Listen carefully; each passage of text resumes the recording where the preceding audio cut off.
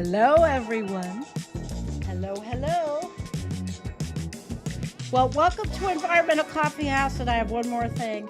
Hey, it's good to see everyone out there in the chat. And I am Sandy Shellis, and my guest is Jed Bickman, who is, hi, Jed. How you doing? I'm good. Thanks for having me on. Oh, writer extraordinaire, writer extraordinaire. And while our people joining us, I will get my chat up and say hi to everybody, and then we're gonna have a good show. I'm really excited, guys. So hi, Lisa and David and Earth Abides and Kim, and I don't know if Jed can see the chat, and I did not. Oh, you can. Okay. All right. Well, this is really cool. Everybody's saying hi, and I love it. Kim, thank you for moderating again. It's great. I hope we get out there. So, Jed, this is how I found you. Okay. You popped up in Medium, and and I started reading your stuff, and it just well, it freaked me out a little, and it was like, well, you're very academic, and I found myself going back and forth to Google. In the old days, I would have had to drag to a library and actually look shit up. But that's my old days, the experience of a lot of us. And I said, I got to narrate this. So I did that show, and then I have started now to cut it. And I said, I have got to bring you on and work with you and be able to make videos to you doing audio. So welcome and say hi to everybody. Hi, everybody. Thanks. Yeah, it's really exciting to have been found by you.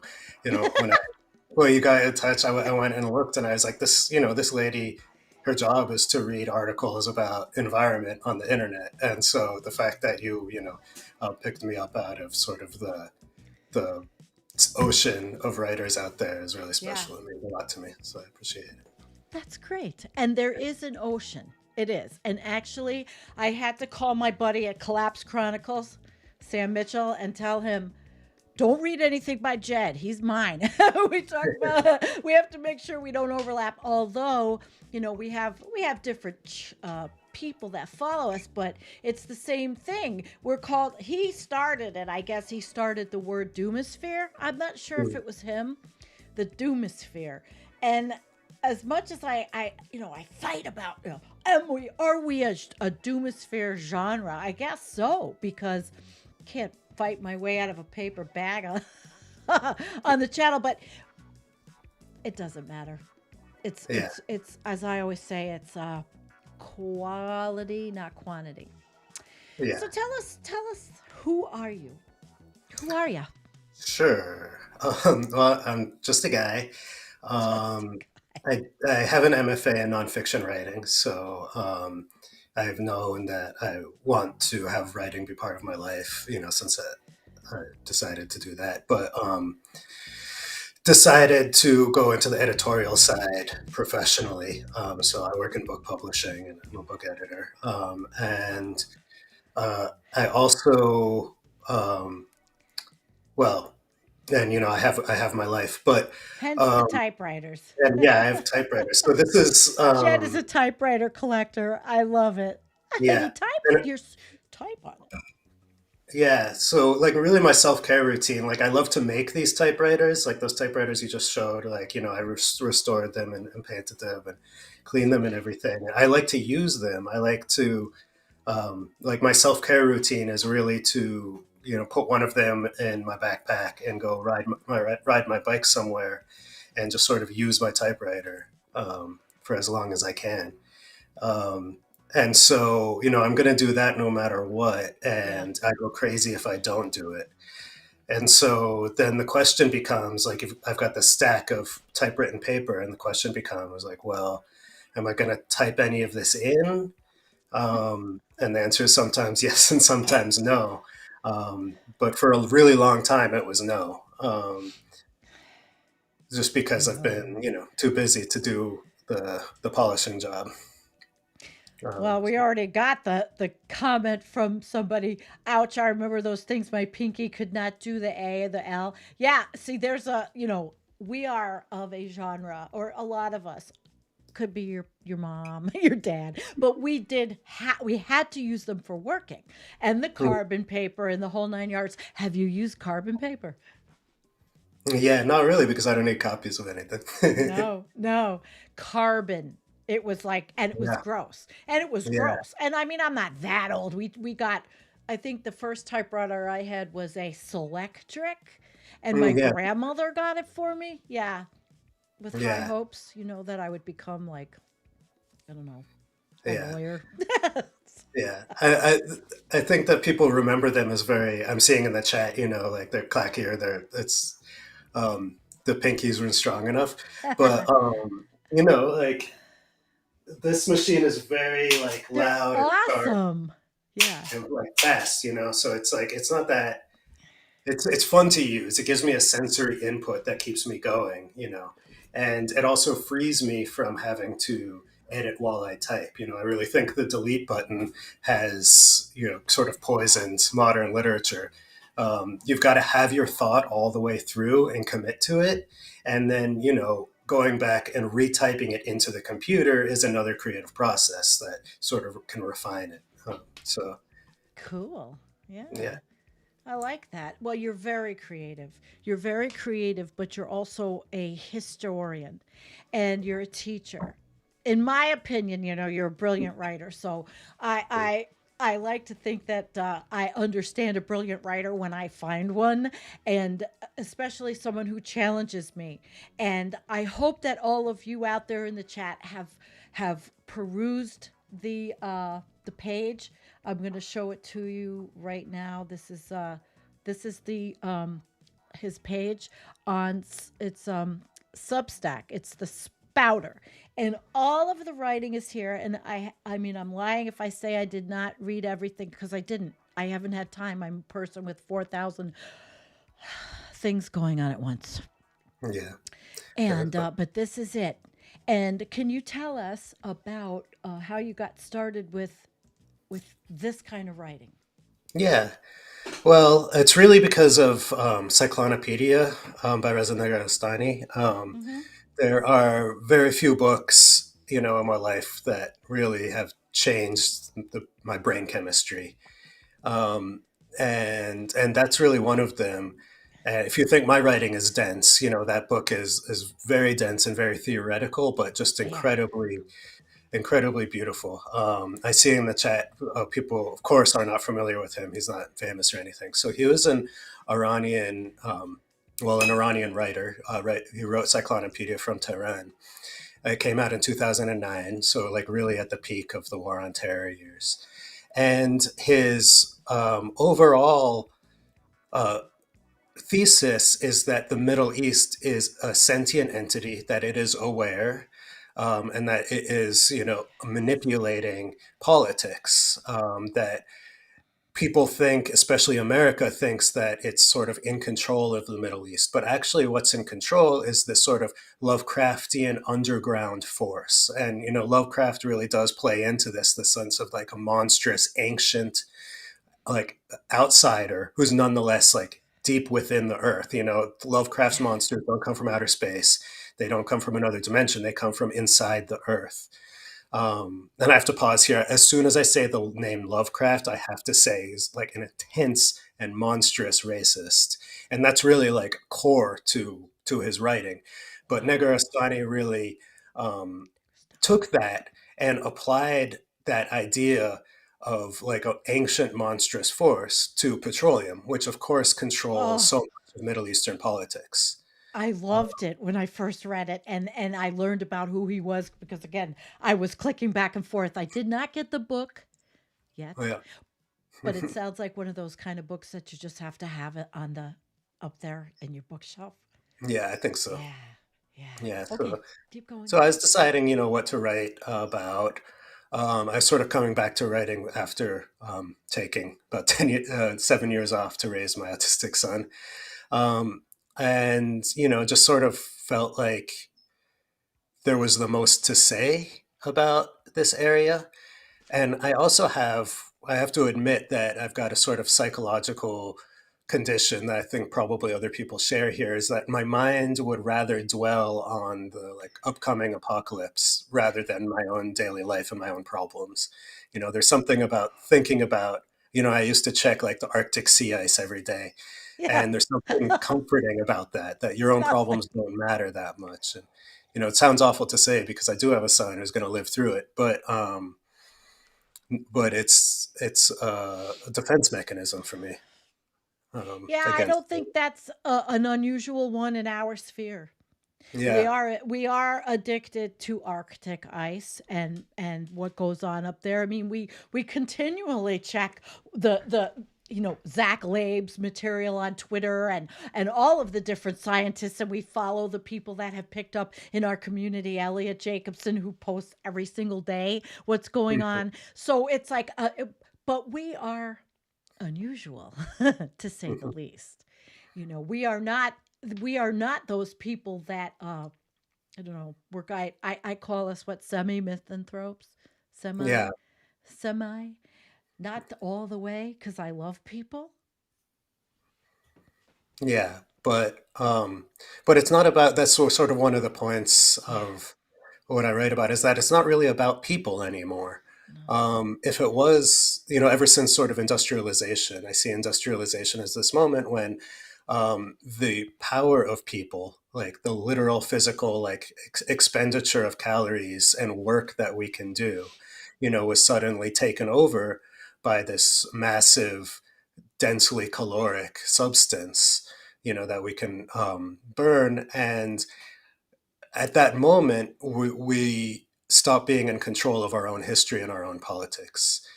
We are sort of contending with bigger forces, more ancient forces, very inhuman forces that have entered our own politics. And you mentioned like I follow a lot of the scientists too, but if you read my sort of most recent thing up on Substack, I really feel like we've ceded this discourse to science, um, in this way that really narrows our way of thinking about it. And I think that that's partially in relation to the corporate denial campaign, the denial of global warming, that we've had to sort of really emphasize like the fact that it is happening, against versus trying to think more complexly about what actually is happening.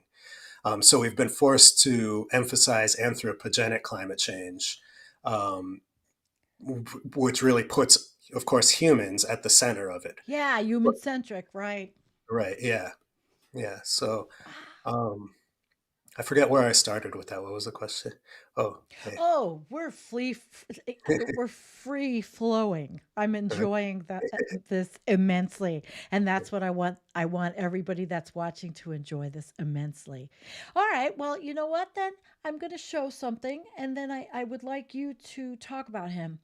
Uh, Oh, yeah. okay, let's Thank go you. there because obviously this must be somebody, and I know his history, but fill us in. Yeah.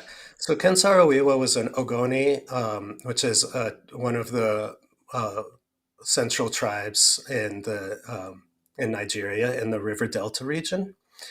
And he was his as a his profession was writing soaps. He worked in television in Nigeria, Mm. but Shell, of course, was taking over the Niger River Delta, Oh, and he organized an incredibly effective opposition I to the. remember. Yeah, you remember this was in the Mm-hmm. 90s. Mm-hmm. Yeah. So he organized an incredibly effective opposition to Shell, and long story short, they killed him and um, five of his They hung collaborators. him. They hung him. They Yeah, hung him they got the in state to do it for him. 1995. Yeah.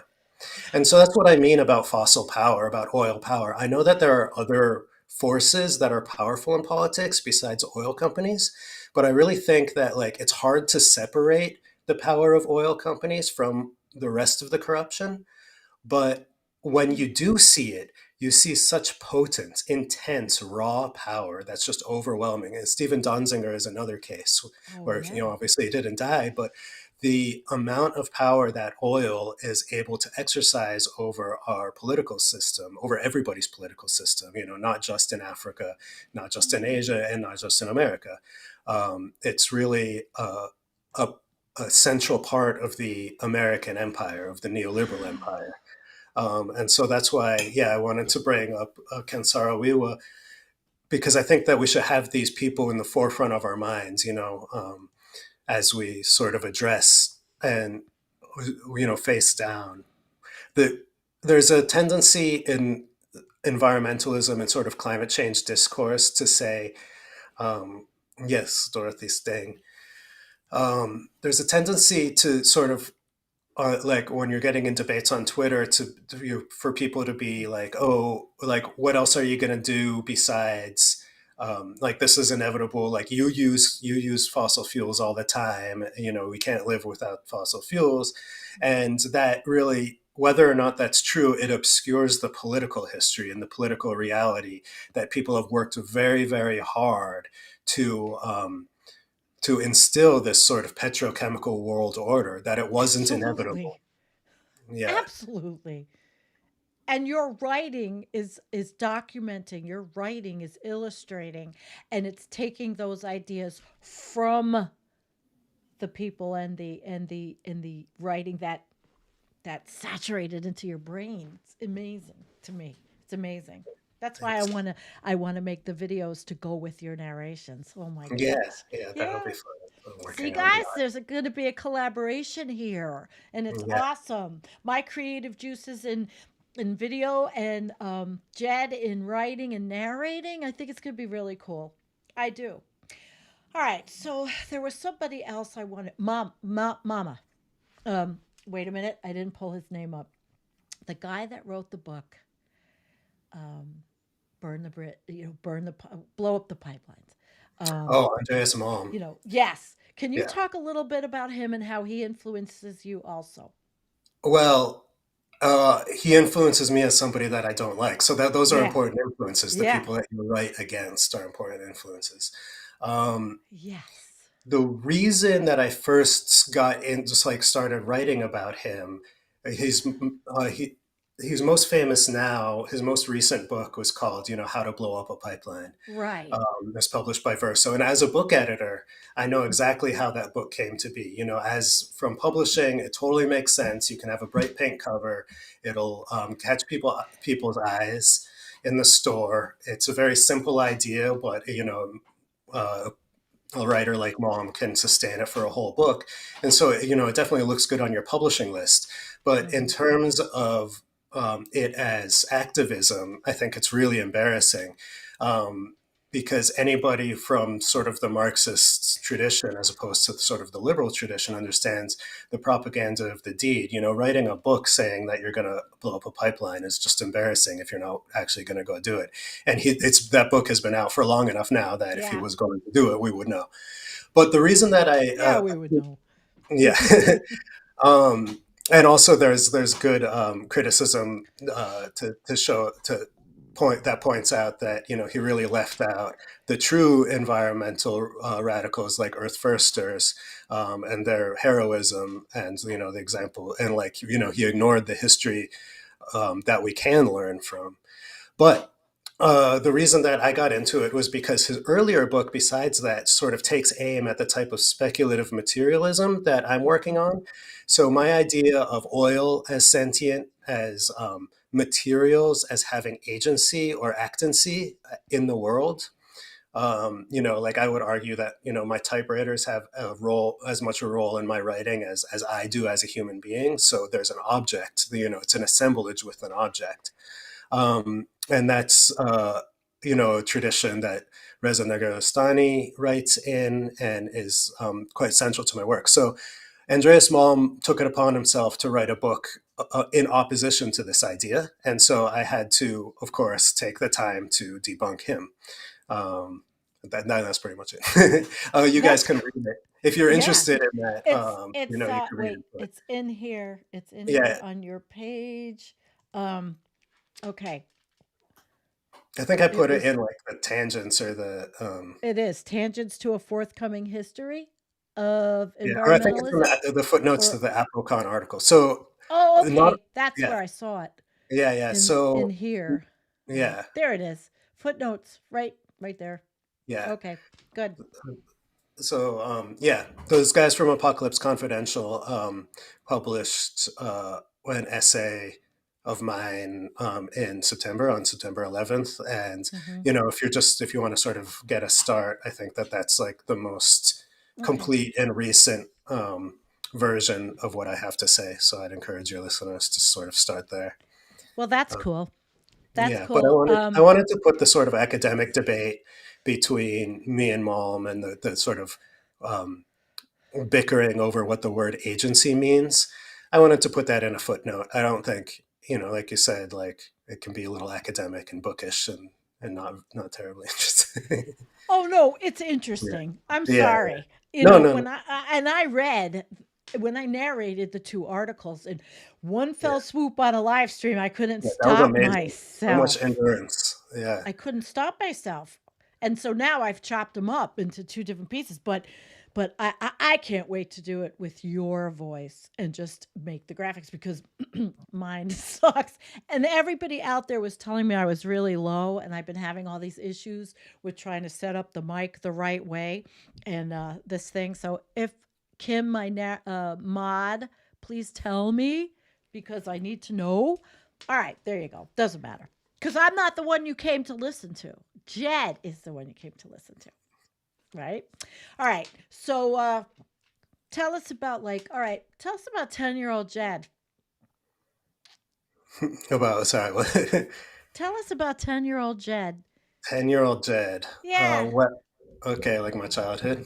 Yeah, a little bit because it leads into who you are now. Okay. Yeah, it's Well, interesting. Human interest. human interest. Mm-hmm.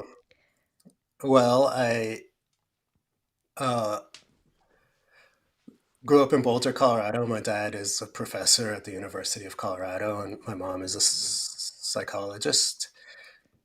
Um, and my mom has borderline personality disorder. So, and I didn't realize it, of course, as a child, but the whole childhood was very um, sort of unpleasant Oh, and kind of hard to remember in that way that okay. can happen. So I don't really have too much to say about it. I'm not All super right. in touch with my parents anymore, but it was nice growing up in Boulder. It's a nice town, but I went to school That's in where my Denver. partner's from here, Jennifer. Oh, Jennifer really? Oh, Hines very nice. lives in Boulder. Yeah, Oh, so she'll be excited to hear this. nice. Yeah. But I'm sorry about if I hope I didn't like rip a band-aid open or do anything like No, that. But our no, it's okay. childhood You didn't know, but earlier I was thinking because Petroholia and all of that and I was thinking I grew up in the era where we sat in the back of a station wagon and inhaled lead for our growing yeah, up. right. And it's amazing that we had any brains. Yeah, yeah, yeah. The story of environmental toxins is something that I don't think we'll ever get a sense of what's actually happened. Um, but it is clear that lead poisoning has been extremely prevalent, and especially in Black communities. And I think Oh. that it really is a story like that is one part of the larger story of environmental racism that really defines American history. And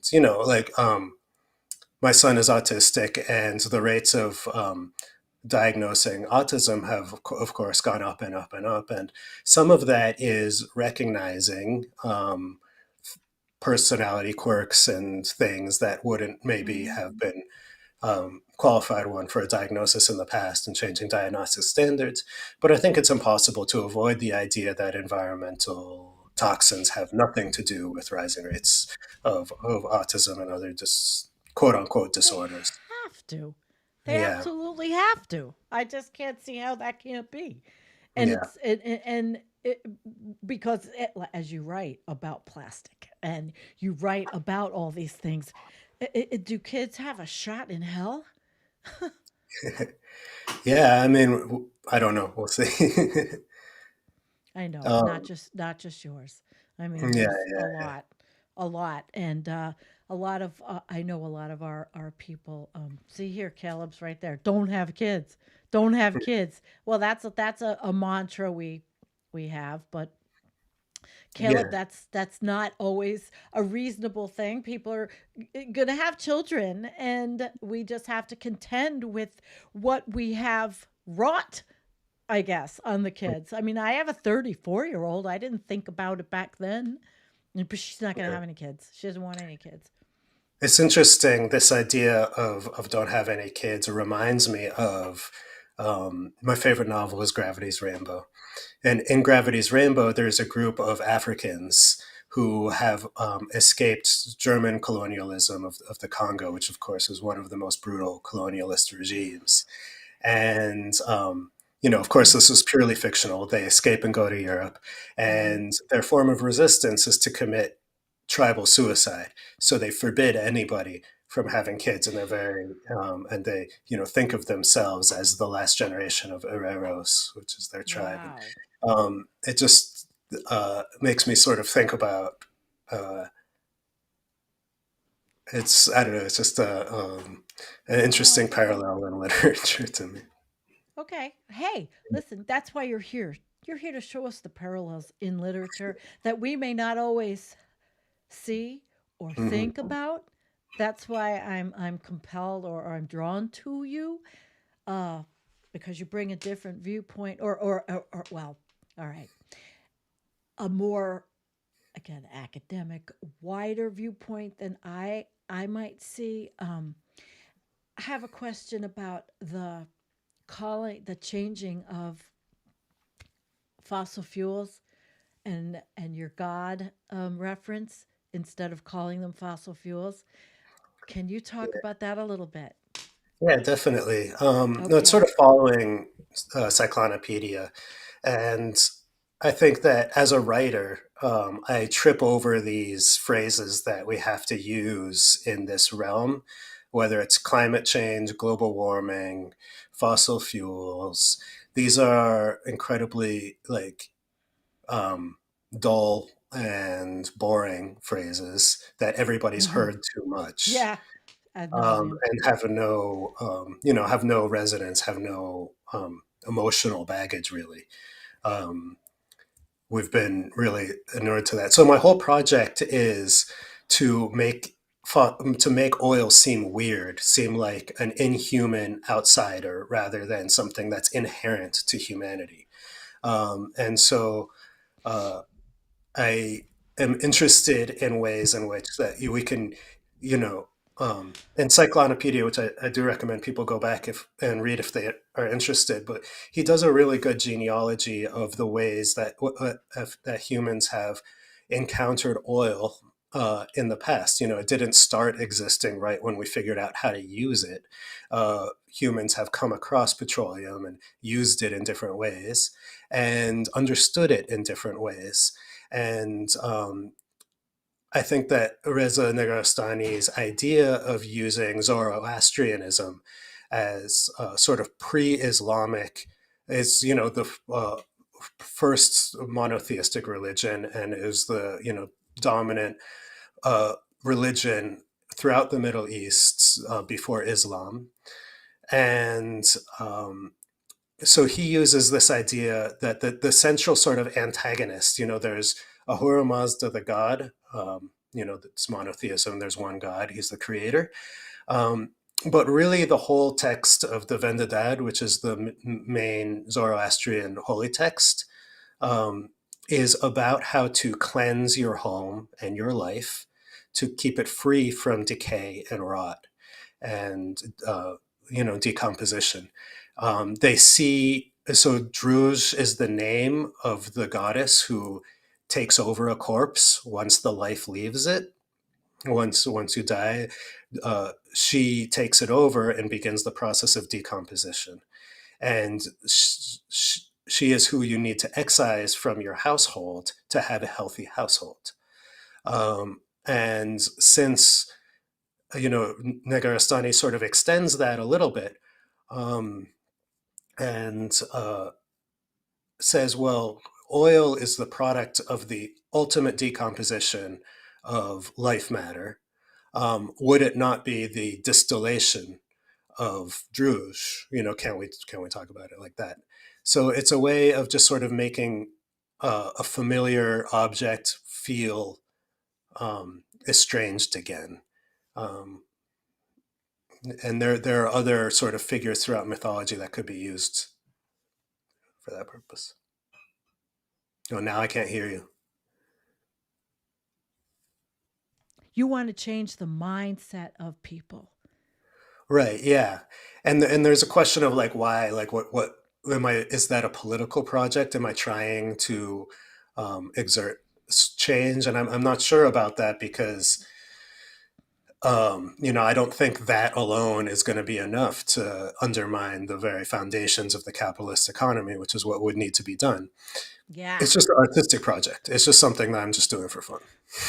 Well, for fun, but obviously there I found it. I found you, and others are going to find you now. And I like that analogy to kind of put fossil fossil fuels and rename it, our God, because it Yeah. is our Yeah. God. I mean, it really is, Yeah. and you're right. Yeah, it's a demon, or a daemon, Daemon, which means, it's the root word of a demon, but it's not exactly the same. It's, a sort of independent, um, superhuman force, but not omnipotent. Not a god in the sense of a god as being all powerful. It is one distinct force in the world. It is a material force in the world that can be fought against and overcome. Not, it doesn't quite have the power of a god. And that's important for our, sense of agency and it being able to defeat it. Wow. I'm I don't know where to go next. I mean, there's so many things. As you were talking, I kept thinking about hydrocarbon corpse juice. That reading I did, and that must be there was your right there from the goddess Yeah. who takes over the corpse, decomposes it, and here we are. Living on corpse juice, Yeah. which is what it is. Yeah, exactly. It's not, it's not rock, right? It's Right. decomposed organic matter. It would not exist on any other planet unless they had organic life. It is pre-human life, that we are exhuming, and bringing into and putting into our atmosphere. We have some agency over that process, but I think it's obvious to me that the substance itself wants to be exhumed to move back up to the surface of the earth and to take over the atmosphere in order to warm the earth. Um, That's wild. It is. It's a wild yeah, thought. It wants to come up, has a mind of its own, has taken over humanity. yeah, The decomposed matter right. Let me ask, has agency. It has right. agency. It has agency, and that doesn't Yes. take away our agency. A lot of people, their first reaction to this is, "Oh, you're making excuses for humanity," and that's not quite it. I don't see how that takes away humans' agency.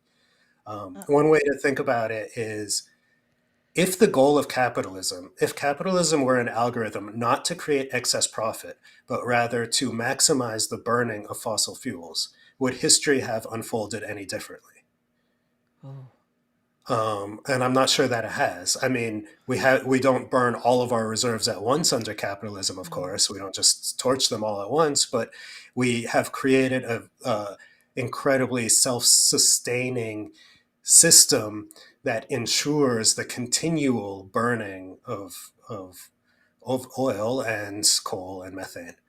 Um, Oh, it's a lot. It's a Mm. lot to take in.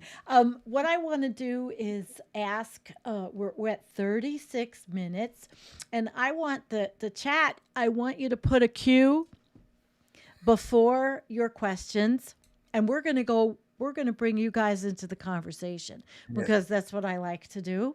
And I have one already that looks like it's in the hopper. Does Jed advocate centralized or decentralized economy? That's an interesting question. I strongly advocate a centralized economy because I am a communist. I believe that in order to create a just economic system, you need the capability to plan and to yeah, just to be able to make decisions. The idea that everybody's self interests will sort of magically create the best possible outcome, I think, is obviously been shown to not work. We need the ability to say, as a collective, as a public, that we have that we need to like take over the oil companies and the banks and so that we can make decisions about how we ramp off of fossil fuels and how we ramp off of capitalism. It doesn't mean that we have to take them over and shut off the taps right away, but it does mean that we have to retake the decision making power away from the sort of capitalist entities. And I would like to see most decision making about things that affect people on their daily lives, of course, should be done on the community level, but we do need centralized economic authority. As you To as stop this. To stop this. Yeah, We right, need yeah, that. yeah, Wow. just as only Stalin could defeat Hitler. My father was a communist, my mother told me recently. I never knew. Card carrying, meeting going communist. Good for him. And I mean, he's yeah, dead, but I was like, Ma, you never told me this. She goes, Oh my God, I don't know how I put up with that shit for so long. I'm like, she's 88. I'm going to interview her in January when I see her. Yeah, that's, I'm getting it that's all out. Well, I know, the yeah, things you find out that slip out. yeah, it's brave. It was brave to be a communist. A part of the Yeah. history that I want to tell is that, again, oil consciously created the political conditions in which that we're in now, where we cannot oppose it. And one of the main ways it did that was through the Cold War and declaring communism the chief enemy of America. I don't think that people realize how vibrant and powerful the communist movement was um, in the 20s, the 30s, and even through World War II.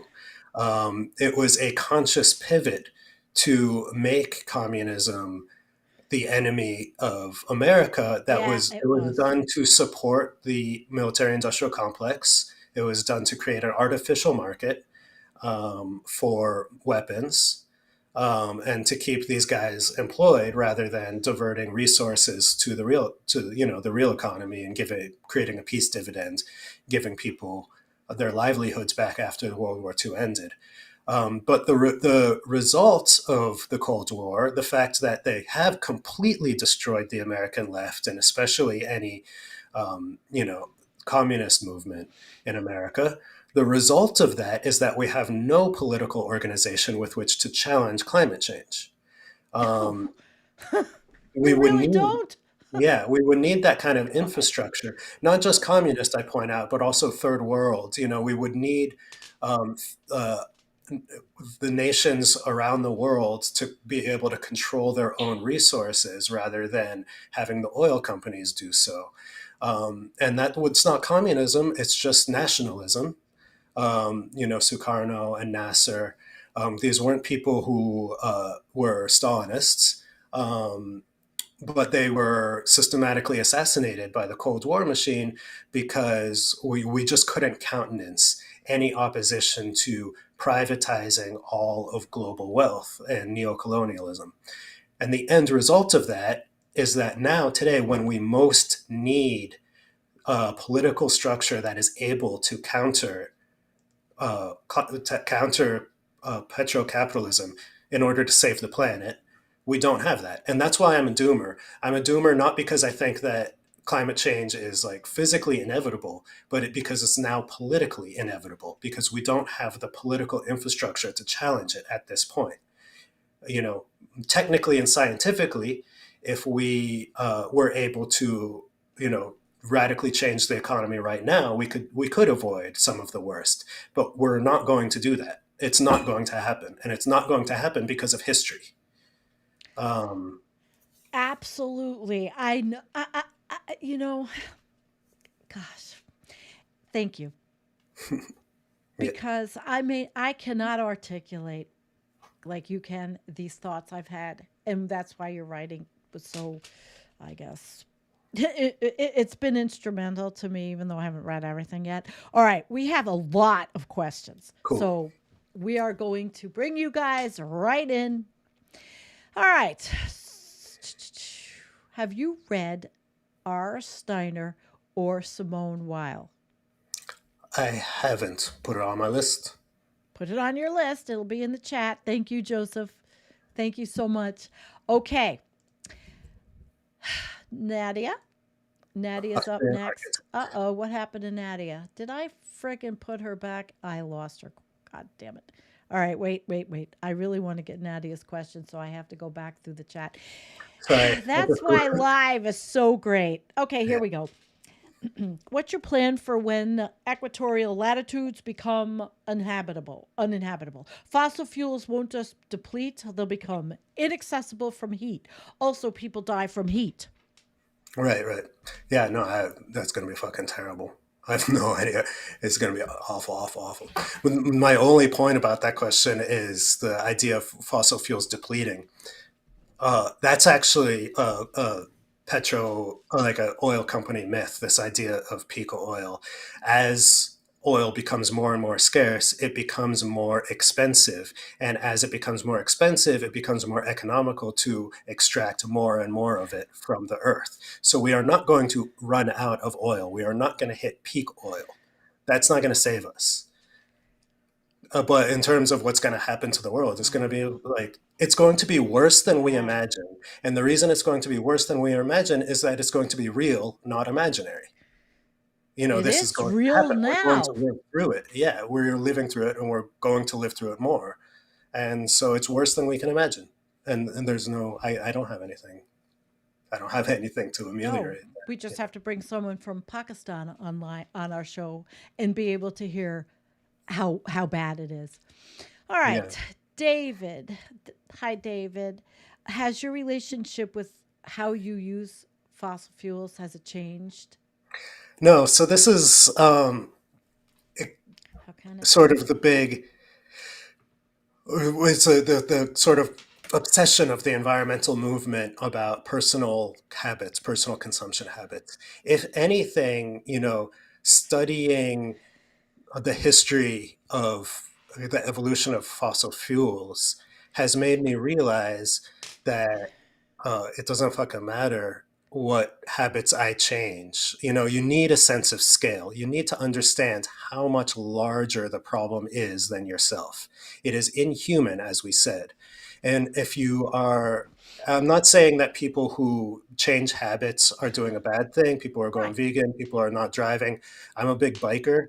Um, but um, if you put your energy into doing that, you are fooling yourself about what impact you're having in the world. Um, that's just what it is.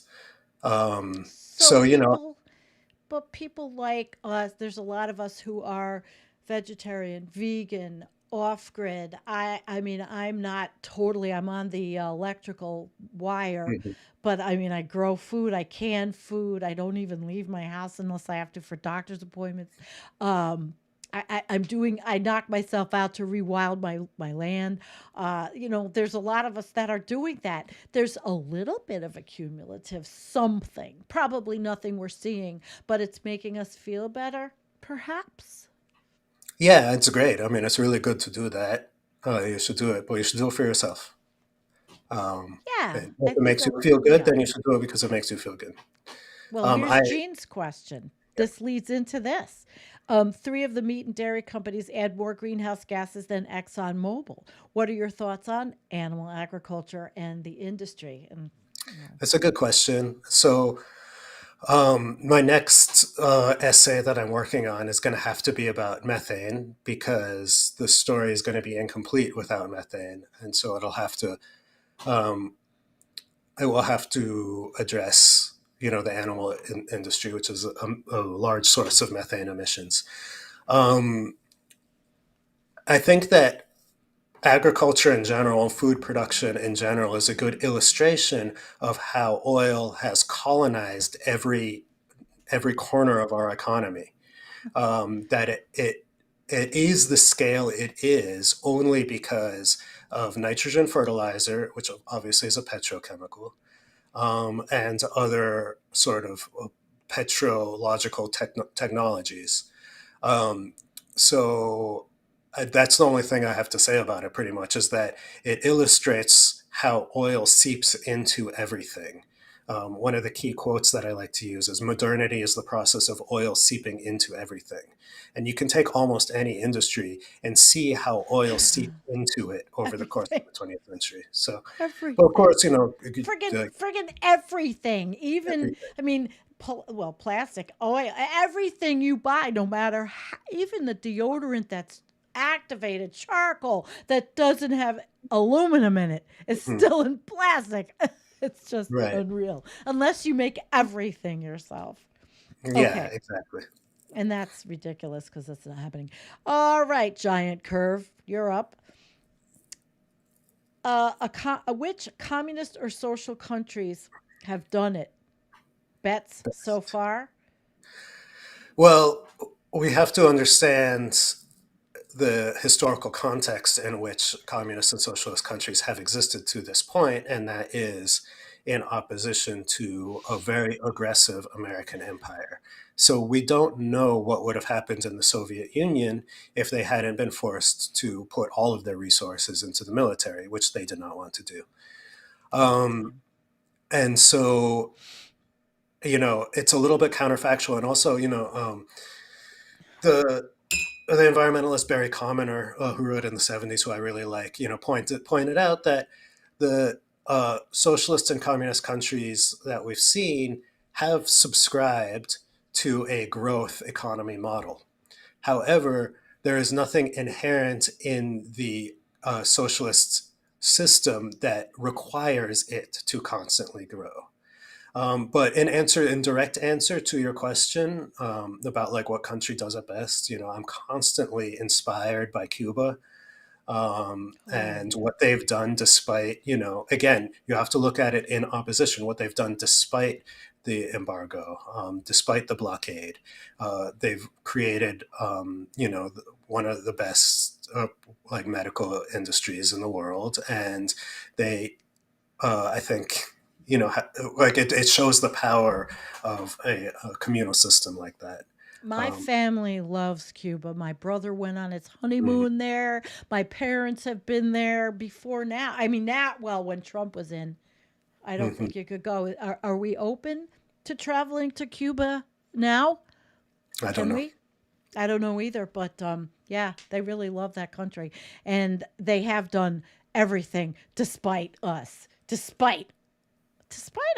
and that's a testament in survival, right? Right, In exactly. Yeah, survival, and it can be done. So we whine about, oh my God, I don't have dishwashing liquid. These people are living without anything. They're living with what they had, and so yeah, big cheers.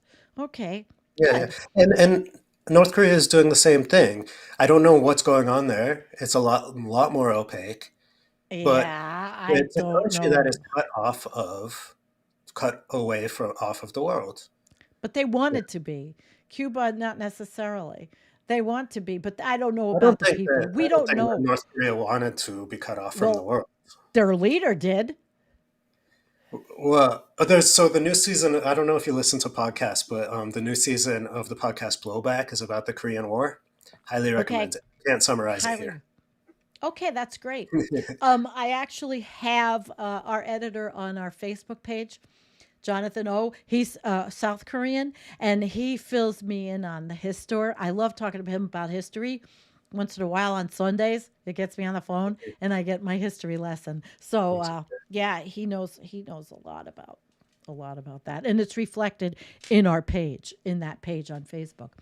Okay, next, because this is not about you know advertising our Facebook page.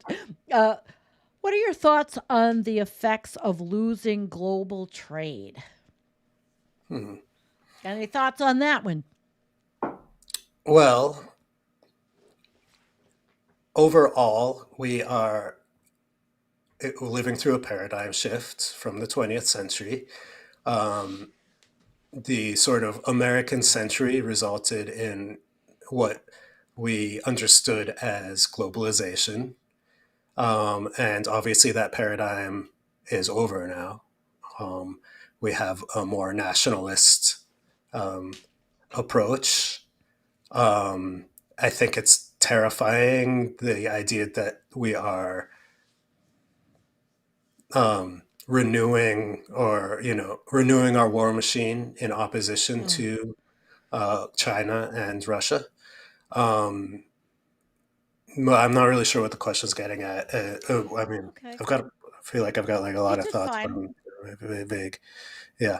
You did fine. Hey, listen, I miss the most is, well, not that I was directly in, I could be now, but we had, when I worked at where I worked, the university system, SUNY, we had so many Russian scientists that everybody, worked with, and that is not happening. That's Yeah, lost. yeah, yeah. Right now, that's lost, and it's a huge loss, I think, Right, right. especially in the Arctic ice. Yeah, Especially yeah, in the Arctic, because they're just waiting for the Arctic to melt so that they don't have to use these ridiculous icebreakers to get through. The Russians are, and the yeah. Right, Russians are exactly. telling and the Russian people are being told that it's going to be a good thing. It's going to be a great thing. Maybe a new beach. All Yeah, right. yeah. Well, it is going to be good for Russia. And, because of the United States and our Cold War, the Russia that it is going to be good for is Putin's Russia, not a communist Russia. And that's because of our decisions. It's going to be horrible to have an incredibly powerful neoliberal Russia, but we could have had a communist one. And we decided not to. Wow. You know what I mean? We can't have nice things. All right, let's see. How do we know a centralized communist state wouldn't prioritize industrialization over the environment? It's a How do we good know question. that? So, like I said, historically, they have definitely prioritized industrialization over the environment. The only point is that capitalism requires a paradigm of growth that is not required in the socialist paradigm. However, that it has been pursued that way historically. And so the answer is only that, communism means the power of the public, the power Mm. of people over everything. It means public power. Well, that's And pure so, communism boiled down to the purity of it as incepted. Yeah. right. So we have to, in that system, we would be in control of whether or not it prioritizes industrialization over the environment. And what we need right now is some sort of human or public check over corporate power. That would give it to us. We don't have that now, so there's nothing guaranteed about it. But We are the what is it? The inmates run the asylum. yeah, Jed, do you think the military industrial complex is really who runs the country? super good question. Thank you, Um, Poppy. yeah, it,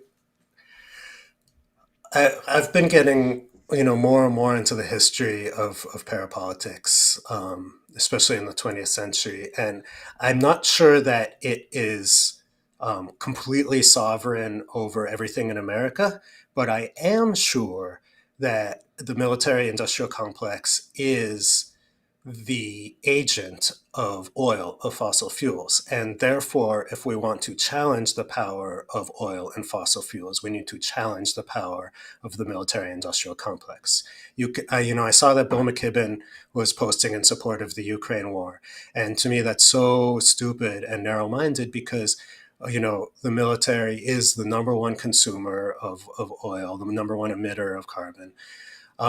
And not only that, but the military industrial complex was created during a century of petrol war that uh, was the instrument by which oil gained its power over us that we have today. Mm-hmm. So it's certainly the military industrial complex, may not run every corner of this country. It's complicated. Everything is historical and in its place, but it is certainly core to the project of petroleum, and therefore the main focus of anybody who's primarily sees themselves as an environmentalist should be peace and anti-militarism, and that Well, that has become very clear to me. but I do think a lot of people are they're genuine in their dislike of what's happened. I mean, they're genuinely caring about the people that are being killed and affected on both sides. You know, it's terrible. War is just a horrible thing. I'm with you. I'm just saying I understand when a Bill McKibben says, we have to win this war. Well, I don't know what he said, winning Yeah, the war, or I mean, and then there's the other side that thinks it's just going to be perpetual. It's never going to stop. But it takes two to tango. It's two to tango. yeah. Vladimir Putin is just as guilty as anybody in America as far as wanting to militarize and petroleum, be living in petroliana. Yes, but a couple things. First of all, Putin is an American creation. He would not be in power if we hadn't um, made it our monomaniacal focus for the entire 20th century to destroy the Soviet Union. Yeah. We originally put Putin in power. He was our guy. Um, Who's and we? America, the Back American no, but I government. mean back then, like when he became the person that was the chosen one, who Yeah, was the one that chose him? I would say the CIA. Wow. Yeah, they Boy, we're have, getting yeah, yeah, some deep shit. We're into some deep shit. But it's yeah. okay. It's okay. But let's because we've got oh I lost a question. Damn it. All right, Gene, I'm gonna bring you up. People around the world should all consume like the people in the US? No. Obviously not. Obviously Um, not. but the people in the U.S. wouldn't consume like the people in the U.S. if we weren't being controlled by corporations. Like if it was up to Well, us true. as human beings, the economy would look different than it does today. So yeah, like obviously, So is the Poppy, she's like the military industrial complex is really who runs the country, but is that part and parcel with our still involved in everybody's business CIA? yes, because the logic of petroleum, as I said before, this is why it really helps to go back and study petrohistory. Okay. The logic of petroleum is that there's too much oil in too few places. So the reservoirs we have of oil are massive. They are in very few places around the world. So any one person with access to one of those large reservoirs could flood the market and crash the price of oil. This is not what the oil companies want. And so the oil companies need to exert power all over the world, over every oil field in the Mm, world, to make sure that they have control over the flow of oil out of the gotcha. ground, to make sure it doesn't come out too fast. So that is, when Rockefeller first founded Standard Oil, he had a very, very strong intelligence department. that he used to destroy. This is in the 1800s that he used to destroy his competition, and those oil oil intelligence agencies became indistinguishable from the CIA, especially under Allen Dulles and the transition from World Oh, War yeah. to the Cold War. Evil So Allen. yeah, exactly. I So know. Oh, I know they all that history. the project of American empire is absolutely essential to the hegemony of oil companies over their own product, which they need to keep, to keep Which their, is true. yeah, yeah. If everybody, if if even one, we saw this in 1931 when the East Texas oil field was first opened up. A bunch of independent producers started pumping oil as fast as they could because of the rule of capture, which you could read about on my site. But so they flooded the market with oil, and they were all independent producers. And so the oil majors got the army, the National Guard of Texas and Oklahoma, to come in and shut down those independent producers. And that's really the model for how the entire American century unfolded. It was the army doing the work of the oil companies. Wow.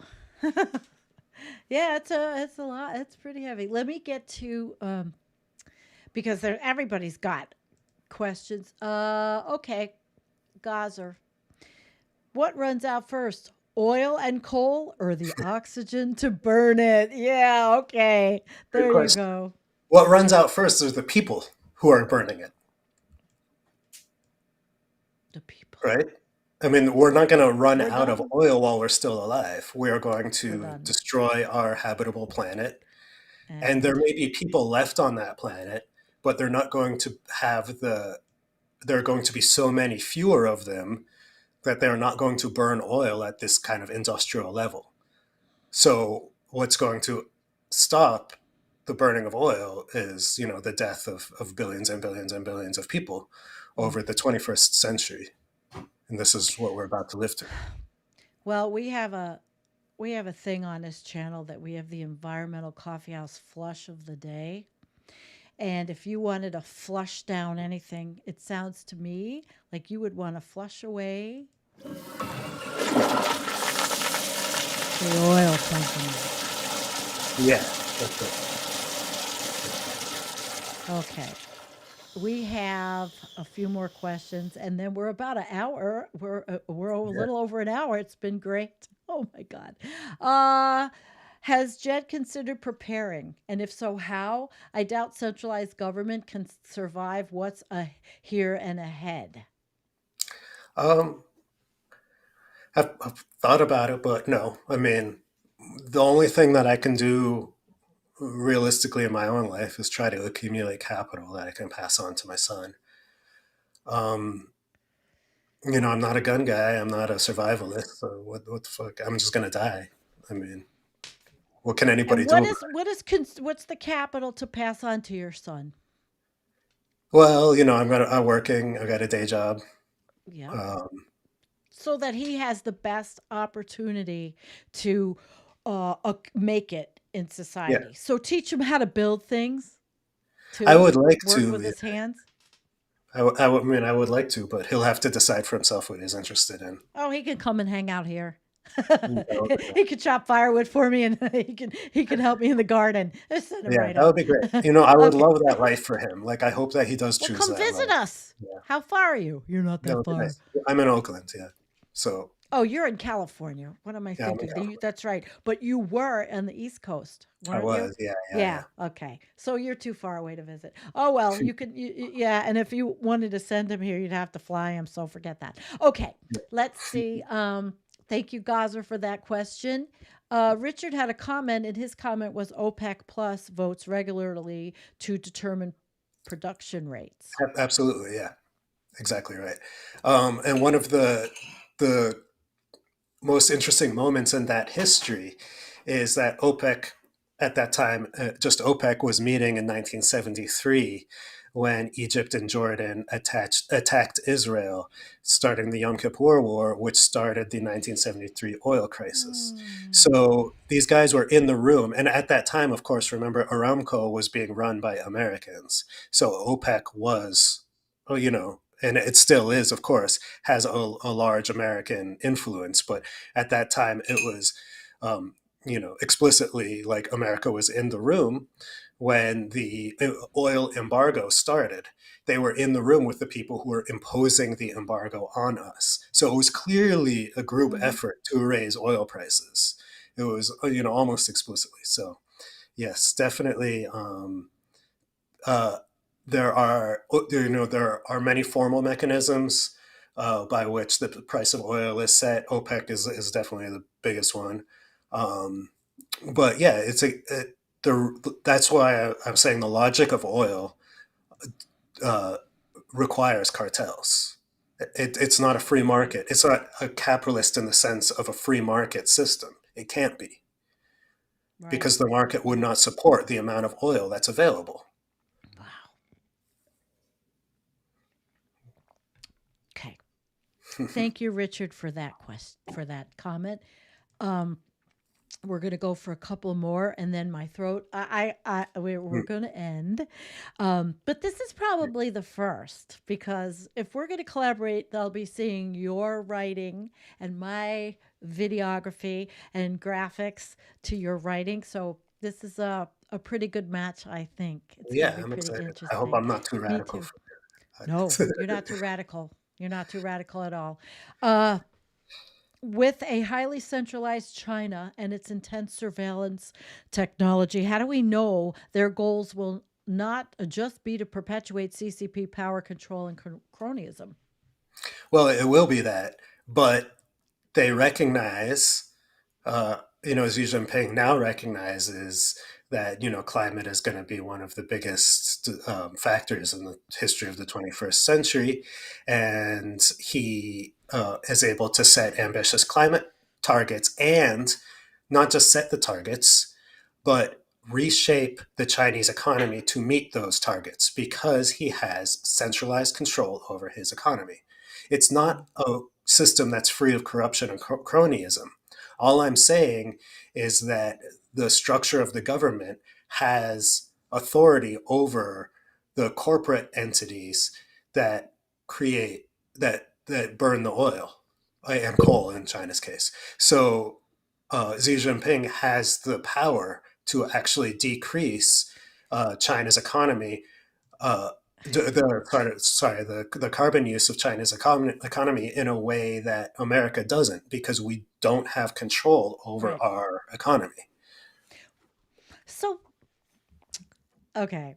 We would kind of need to save the planet, which is probably not possible, and eco fascism all over the world. And then who's to say that those people in charge would have the best interest of the people, even if they were to control the non use of oil? Wow. Yeah. Eco Um, fascism. Yeah, yeah. I mean, that's what I expect. Like all of these questions of what would be better and would communism be better? And like all of these questions that are coming to sort of like, Jed defends your desire for centralized government, defends your communism. It doesn't matter because it's not going to happen. It's not going to happen. We're not going to get a communist revolution in America. What we're going to get is continued corporate power, influence of billionaires, more of what we already have. So, like exactly, a few right wing billionaires control our economy. So, any speculation about what we could do if we had a centralized economy is a bit boring because it's so speculative. Mm. It is. It is speculative. But sometimes speculation, it could be a little fun. It could be a little fun. I like the speculation in that sense. So I'm willing to say, like, what if oil is sentient? Like that kind of speculation. Obviously, I like. Yeah. But, All right. For somebody who's better on this, read Kim Stanley Robinson is a very optimistic guy who has envisioned political systems that could arise to address these problems. Yeah. Could. Could, That yeah, could. But yeah, you're right. If you Send me the link so I don't forget. All Yeah, right, guys, this has been quite a show. I have enjoyed immensely me conversing too. with you, It and was, bringing our chat, Poppy and Jackie and Scott and Joe and everybody singing way, Nadia. The comments have been great. The reception to you has been wonderful. I hope you all look forward to our partnership in making videos. Jed does not write a million articles, so it won't overwhelm me to make the to do that with the music for him and all. It won't overwhelm me. I think it's going to be like yeah, just this next door to open. yeah. I'm really excited. It's going to be really awesome. And it's yeah, like you say, like I don't write like if you guys subscribe to my Substack, you're not going to hear anything from me for the next 6 months because I don't write all that much. Yeah, it's But doing a video, I think, quality. would be really great. Quality. Thank you. Yep, quality. And I'm looking forward to it. All right. Well, Jed, thank you so much. This has Thank you, been Sam. my immense pleasure. I love doors that open in my life at this age. They keep opening, and maybe I seek them out, but I found you, and you Yeah. guys, you're stuck with him. Yep. Yep, Thank. you're I'm really stuck. excited. Yeah, It's a me real too. honor. All Yeah. right. Well, peace out, everybody. I'll see you on Tuesday. I have another guest on Tuesday, completely different. And he's from Canada, First Nations, and he has a water system that people use up there for clean water. And everybody knows that water is life. So that will be Trevor, Andrew on Tuesday night. And look forward to that. Jed, thank you. Thank you, Mwah. Give hugs to your little one. What's his name? Ravi. Revi is beautiful too. I saw him Thank earlier. you. Thanks. Yes. Okay. All Okay. right. Mwah. And Bye. I will put us on the music. All right. Bye. Bye.